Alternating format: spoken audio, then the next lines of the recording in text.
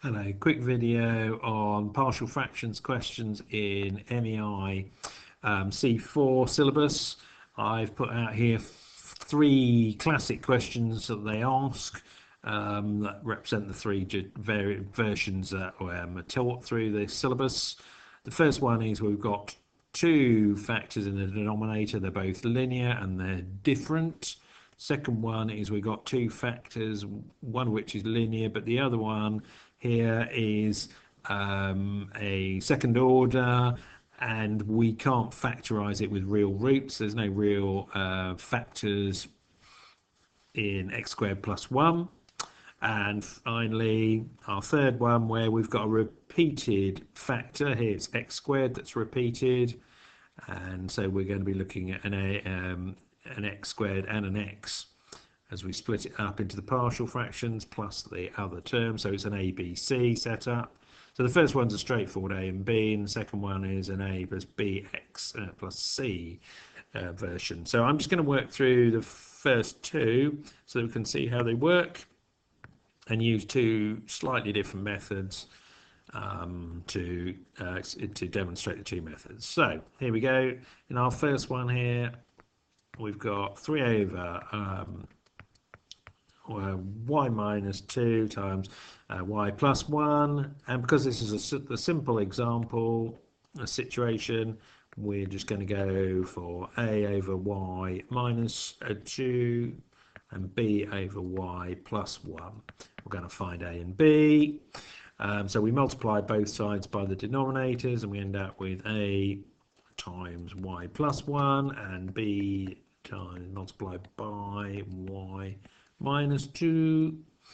And in this one we've got a simple situation with two brackets, and we can take advantage of this to quickly find our solutions by setting each bracket to 0. So if we set the second bracket to 0, we need to put y equals 2 in, and then we'll have 3 on the left hand side equals a. In the bracket we've got 2, first bracket we've got 2 plus 1.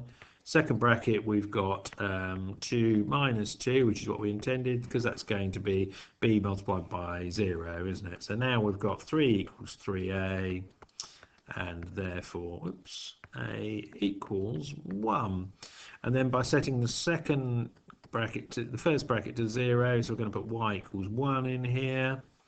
So y equals 1, we've got 3 equals a times multiplied by y minus 1 plus 1, so that's going to 0 plus b, and in the brackets minus 1 plus minus 2, so 3 equals minus 3b, and therefore b equals minus 1.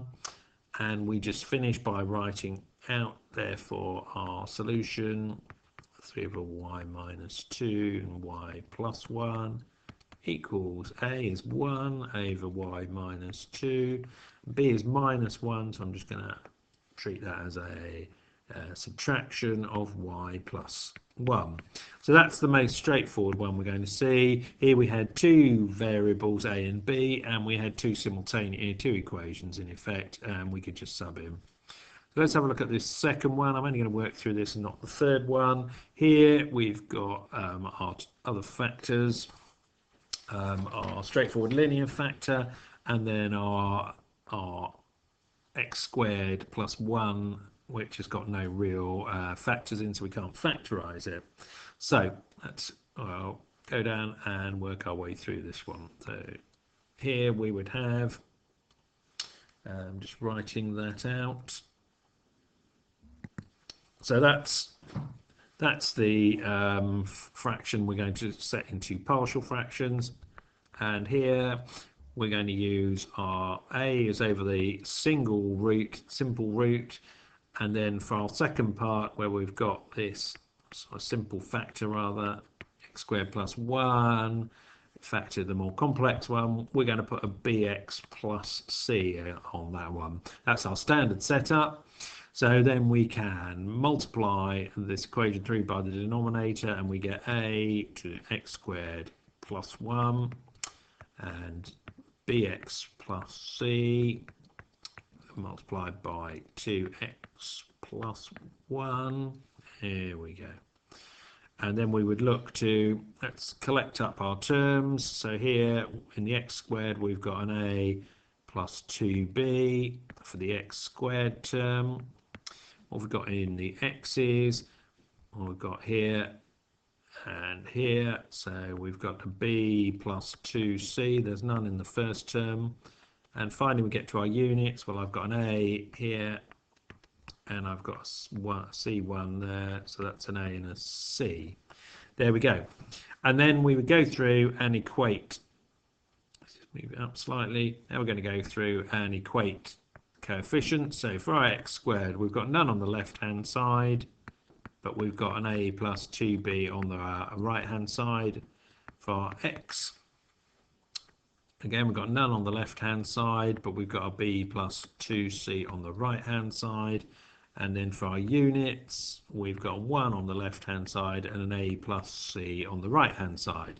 So here we can see we've got 3 simultaneous equations with 3 variables, so that should be solvable as long as they're not actually proved to be only 2 equations. So I'm going to do it by elimination. I fancy eliminating that b first, so I'm going to leave my first equation alone, a plus 2b, and for my second equation here, the second one here, I'm going to double it, so I've got a 2b here and a 4c. Then if I take one away from the other, I quickly get that 0 equals a minus 4c. That's quite useful because I can now substitute that into my second equation, or I could just write side 1 over minus 4c. I could just write my second equation here, can't I? A plus c. Take one away from the other again, and I end up with minus 1 equals a minus 5c. Yeah. So c equals 1/5. Once we know c equals a fifth, we can use that in the second equation. So 0 equals b plus 2/5. So b, therefore b equals minus 2/5. And we also know that a, excuse me, I'm just checking, we also know from up here that a equals 4c, and therefore a equals 4/5. So we just substitute those into our equation, and we're going to get taking our original, this is our summary line, that's what we started with, that's what we're trying to break into partial fractions. So we've got 4/5 of 2x plus 1, we've got mine, and then in our second expression we've got minus 2/5 of x plus 1/5 of units over x squared plus 1. There we are. You might move the fifths down the bottom to make it look a bit more tidy and consistent, but that's the principle of what we're doing. So quick summary at the end here, as ever. MEI going to use one of 3 types of partial fractions. We've either got the basic one, we've got 2 separate factors here of linear factors of x. You might have an x on the top, you might have an x plus 3 or something, or a 2x plus 3 on the top. That doesn't really matter, it'll come out in the wash. It's the important thing is that these partial, what we've got here is 2 factors that are different, and we're just going with an a and a b for that, and we end up with 2 simultaneous equations, or in practice we can just do that and make a bracket 0 trick to get to the answer quickly. In the second type, we've got a linear factor and we've got some sort of factor with a second order, but it is not one that we can factorize. It's got no real roots in it. And then we're going for an a over the term on its own and a bx plus c over the x squared term. And we've got 3 simultaneous equations to solve. And the final version is where we've got a factor like x minus 1 on its own, a single factor there, and then we've got a repeated factor, a squared factor, in which case we're looking at an ABC setup where the single factor on its own or the non-repeated factor is on its own, and then for the repeated factor we've got the factor itself, the x plus 1 here, and we've got the square of it there over the c, under the c rather. So here we've got three simultaneous equations in a, b and c, and we're going to solve for those. So there we are. I hope that's of use to you. Fairly straightforward sort of question.